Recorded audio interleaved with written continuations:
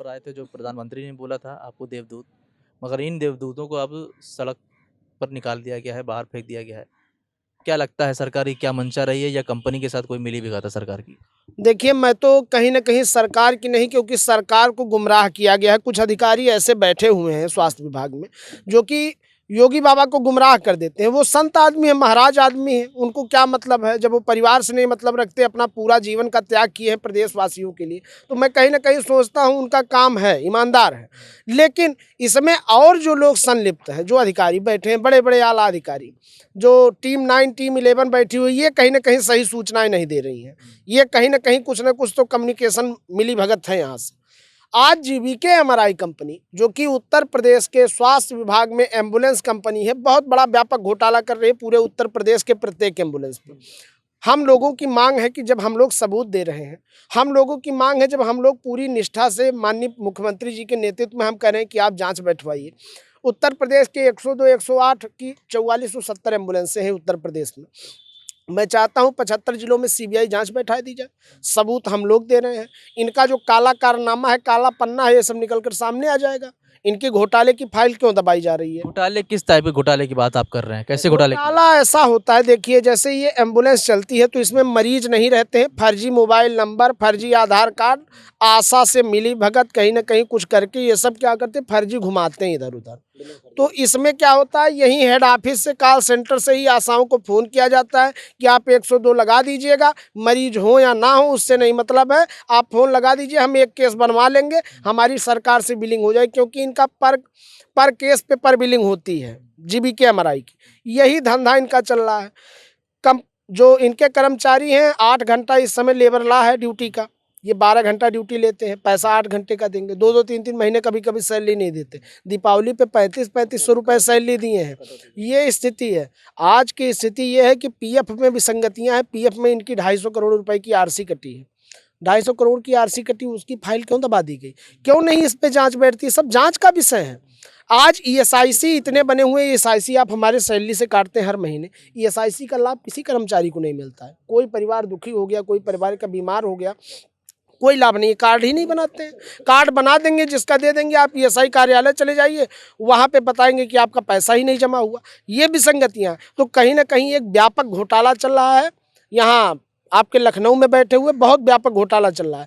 आज मैं यही चाहता हूँ कि इस घोटाले पर भी लगाम लगनी चाहिए, क्योंकि उत्तर प्रदेश में जिस प्रकार से एम्बुलेंस कर्मियों को निकाला गया, गलत सूचनाएं, गलत संदेश में, माननीय मुख्यमंत्री जी की छवि धूमिल की गई, भाजपा सरकार की छवि धूमिल की गई। भाजपा सरकार के 22-22, 25-25 विधायकों ने लिखा माननीय मुख्यमंत्री जी को पत्र कि हमारे विधानसभा का ये सब कर्मचारी, इन्होंने कोरोना काल में आम जनमानस की रक्षा की, आम जनता को इन्होंने हाथों में लेकर ढोने का काम किया है। आज इस महामारी में कहाँ जाएंगे? महामारी खत्म हो गई, तीसरी लहर आने वाली है आपकी ओमिक्रॉन।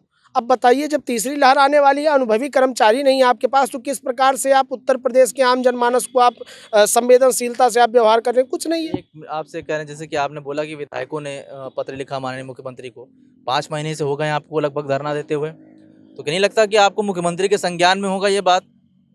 ज़रूरी तो नहीं है कि हो सकता है उनको पता हो ये सारी बातें कि हाँ आप धरना दे रहे हैं, ये भी हो सकता है ना? क्योंकि 5-6 महीने आप खुद बोल रहे हैं कि विधायकों ने पत्र लिखा है उनको, तो क्या विधायकों के पत्रों पे भी ध्यान नहीं दिया होगा मुख्यमंत्री ने या स्वास्थ्य मंत्री ने? पता नहीं, ये भी तो बहुत बड़ी चिंता का बात, आश्चर्यचकित हुए ये सब सुनने के बाद। कम से कम 22-25 विधायकों ने दिया है, उत्तर प्रदेश के 10-15 सांसदों ने दिया है, भाजपा के जिला अध्यक्ष महोदय ने दिया, यहाँ तक कि हम लोग स्वामी प्रसाद मौर्य जी उत्तर प्रदेश के श्रम सेवा योजना मंत्री हैं वर्तमान के, उनके ही आश्वासन पे, और उत्तर प्रदेश के श्रम सचिव सुरेश चंद्रा जी के आश्वासन पे इको गार्डन से हम लोगों ने धरना खत्म किया था 6 अगस्त 2021 को। लेकिन आज तक हम 5 महीने से गुमराह भटक रहे हैं, दर दर की ठोकर खा रहे हैं।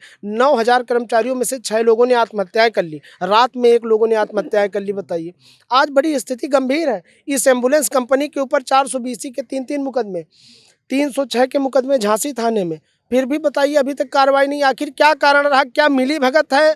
क्या भ्रष्टाचार को पनाह दिया जा रहा है? क्या व्यापक घोटाले में आपका भी हाथ है? ये चीज़ें आनी चाहिए सामने। मैं तो चाहता हूँ हाई कोर्ट या सुप्रीम कोर्ट इसमें हस्तक्षेप करें, आम जनमानस हस्तक्षेप करें। उत्तर प्रदेश में जीवीके हमारी कंपनी, एम्बुलेंस सेवा प्रदाता कंपनी जिस प्रकार से व्यापक घोटाला कर रही है, इसका खुलासा हो जाए। उत्तर प्रदेश में स्वास्थ्य विभाग का भी कायाकल्प होगा, और युवाओं का जो इस समय हनन हो रहा है उनके भविष्य का, उस पर भी लगाम लगेगी। आप पीपी किट पहन के खड़े हैं, आपने कोरोना काल में अपनी जान पर खेल कर बहुतों लोगों की जान भी बचाई होगी। हाल ही में अभी 2 दिन पहले जो स्वास्थ्य मंत्री हैं जयप्रताप सिंह, उन्होंने कहा कि कोरोना से कोई मौतें नहीं हुई हैं। तो आप क्या मानते हैं कि वो जो उनका बयान था वो सही था, और आप लोगों ने खुद वो मंजर देखा है और अब आप लोग भी वो उसी चीज़ कगार पर आ गए हो कि बेरोजगार हो चुके हो? स्वास्थ्य मंत्री जी का बयान कुछ भी हो, लेकिन लखनऊ की जनता, उत्तर प्रदेश की जनता जानती है, शमशान घाट पे टिकट मिलते थे, वेटिंग टिकट होते थे, सुबह आना, शाम को आपकी जो लेके आए हो मिट्टी उसका संस्कार होगा। तो सारी जनता सब कुछ जानती है और हम लोग भी इसमें लड़े हैं, बढ़ चढ़कर, और आगे फ्रंट लाइन पर रह के ड्यूटी किया है, जनता की सेवा की है। आप लोग फ्रंट लाइन वर्कर रहे हो, जान पर खेले हो, कई लोगों की मौतें भी हुई, कई लोग उसमें से कोरोना की भी हुआ होगा। उस वक्त का जो मंजर था आप लोग, सिर्फ आप ही लोग जानते हैं, और आप लोगों के साथ जो नाइंसाफ़ी करी है जीवीके कंपनी हो, इसमें आपको लगता है कि सरकार की कहीं से कोई मिलीभगत नहीं है, कर्मचारियों को कोई मिलीभगत नहीं है, सब पाक साफ हैं, सिर्फ आप लोगों की गलती है? नहीं, सरकार के कुछ चुनिंदा इसमें नेता लोग हैं, जो बड़े बड़े मंत्री जैसे लोग हैं, इसमें कहीं ना कहीं हाथ जरूर है, जो अगर ये कंपनी को ऊपर हाथ रखे हुए हैं, जो कंपनी को इतनी बढ़ावा है। आज ही शाम को एक हमारा कर्मचारी बुलंदशहर में फांसी लगा लिया, जिले के अधिकारियों और जीविका कंपनी के प्रेशर से। एक एक दिन में 40 केस 50 केस मांगे जाते हैं। एक एम्बुलेंस 50 मरीजों को एक अस्पताल ले जाके भर्ती कराना बहुत बड़ा घोटाला है, जो अगर जांच हो जाए। मतलब कि जो ये बात है कि जैसे कि आप ये कहना चाह रहे हैं कि जो केसेस दिखाए जा रहे थे पैसा कमाने के लिए, वो सब फर्जी थे, अगर एक होता था तो 49 एक्स्ट्रा दिखाए जाते थे। जी, एक केस जो अगर रियल लेके आओगे तो उसके 3 तक बना दोगे एक केस में। मतलब फर्जी का एक रिकॉर्ड होता है, लेकिन यहाँ तो अंदर रिकॉर्ड हो गया, कोई रिकॉर्ड नहीं फर्जी का है।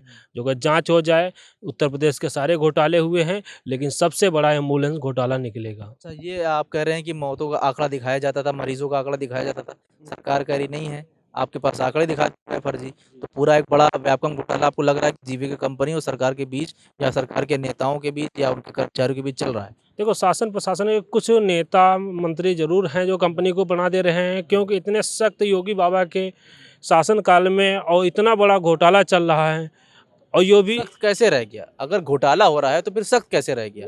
डर नहीं है क्या किसी को योगी महाराज का? अगर डर होता तो फिर घोटाले ना होते। नहीं, डर तो है, डर नहीं है। हाँ, ये बात सही कही है कि उनके मंत्री जब नहीं, कुछ मंत्रियां लोग साथ देते हैं तो डर नहीं रहता है। कहीं तुम्हारे पिताजी नहीं, उनका बेटा तो साथ दे ही रहा है, तो वही कंपनी के साथ है। जो अगर योगी बाबा साथ नहीं दे रहे हैं तो मंत्री साथ दे रहे हैं। जीवीके कंपनी सीधे खुलेआम एक लड़के से कहता, फ़ोन पे बातचीत होती है ड्यूटी के लिए, तो कहते हैं GVK president TVS Reddy ji कहते हैं कि योगी बाबा कहेंगे तभी रखे जाओगे, माननीय मुख्यमंत्री कहने पर निकाला था, मुख्यमंत्री के ही कहने पर रखूँगा। मतलब उनका ये कहना है कि मुख्यमंत्री ने आपको निकाला है, कंपनी ने नहीं निकाला। कंपनी का स्पष्ट कहना है कि मुख्यमंत्री के कहने पे निकाले गए हो, मुख्यमंत्री के कहने पे रखे जाओगे। कोई लिखित आदेश है कि मुख्यमंत्री की तरफ से आया है? ऐसा कोई लिखित नहीं है। ऑडियो है मेरे पास, मैं आपको दे सकता हूँ। मुख्यमंत्री का कोई ऑडियो है कि मुख्यमंत्री ने कहा? हाँ, टीवीएस के रेड्डी का जो कंपनी के इस समय वाइस प्रेसिडेंट है, सबसे बड़े अधिकारी हैं, उनका खुद कर्मचारी ने उनसे फ़ोन पे वार्ता की, पीड़ित कर्मचारी ने। उन्होंने कहा सर हमको क्यों निकाला गया जब तक हम ईमानदारी से काम करें? तो उन्होंने कहा कि माननीय मुख्यमंत्री जी के कहने पे निकाला गया है, जब वो कहेंगे तब रखे जाओगे। तो आप लोगों ने उनसे लिखित आदेश नहीं मांगा था कि भाई हमको लिखित आदेश दिखाओ? नहीं देंगे, आप जाइए वहाँ पे बाउंसर जब हम लोग कंपनी के गेट पे जाते हैं अपनी ही सैलरी का पैसा मांगने, तो कंपनी गेट पे बाउंसर खड़ी कर देती। आज भी हमारा कंपनी के ऊपर ग्रेजुएटी का भुगतान पड़ा हुआ है और हम वहाँ जाके नहीं ले सकते। अगर वहाँ जाएंगे तो उल्टा हमारे खिलाफ बाउंसर खड़े कर दिए जाते हैं। ये आलम है। अगर सरकार सही है तो श्रम विभाग के 15-15 नोटिस भेजने के बावजूद कंपनी क्यों नहीं आती? इसका जिम्मेदार कौन है? ये जवाब देना पड़ेगा कि श्रम विभाग में अगर ये कर्मचारी लेबर कमिश्नर के पास नहीं जाएंगे तो किसके पास जाएंगे जवाब लेने? सीधी सी बात है, या तो सरकार कह दे लेबर कोड बंद कर दे, फिर ये कर्मचारी अधिकार मांगना बंद कर देंगे, ओवर टाइम का पैसा मांगना बंद कर देंगे, या तो इन कर्मचारियों को सरकार न्याय दिलाए, या फिर कह दे इनकी कोई जिम्मेदारी नहीं है सरकार की, ये जाके कंपनी से निपटे। वहाँ भी सरकार न खड़ी हो, ये कंपनी अब से अपना अधिकार छीनना जानते हैं। शासन प्रशासन होश में आओ, तो ये चीज़ें हैं कि आप सबसे बड़ी चीज़ें देख लीजिए कि ये तीसरी लहर आने वाली है, और ये 9000 एम्बुलेंस कर्मी हैं जो यहाँ बैठे हैं। अगर ये 9000 वक्त से पहले नहीं वापस लाए गए तो एक बड़ी त्रासदी जो फरवरी में आने वाली है, तीसरी लहर, वो उसमें काफ़ी नुकसान होगा, सिर्फ प्रदेश का नहीं पूरे देश का। तो ये सारी चीज़ें चल रही हैं। ज्ञापन पे ज्ञापन दिए गए हैं, मगर सरकार के मंत्री ना सुनने को तैयार है ना ही। और जो घोटाले की बात की है इन्होंने, कितने बड़ा घोटाला है, और अगर इसकी सही मायनों में अगर जैसे वे बता रहे हैं, आरोप लगा रहे हैं, कंपनी की जांच होनी चाहिए और इस घोटाले को सामने आना चाहिए, बहुत ज़रूरी है, क्योंकि ये मौतों का मामला है, ये कोरोना का मामला है। इस तरह के आंकड़ों जिस तरह के दिखाए गए हैं, ये काफ़ी नुकसानदेह हैं सरकार के लिए भी और आने वाले वक्त के लिए भी। अभी के लिए बस इतना ही। नमस्कार, खुदा हाफिज़, जय हिंद।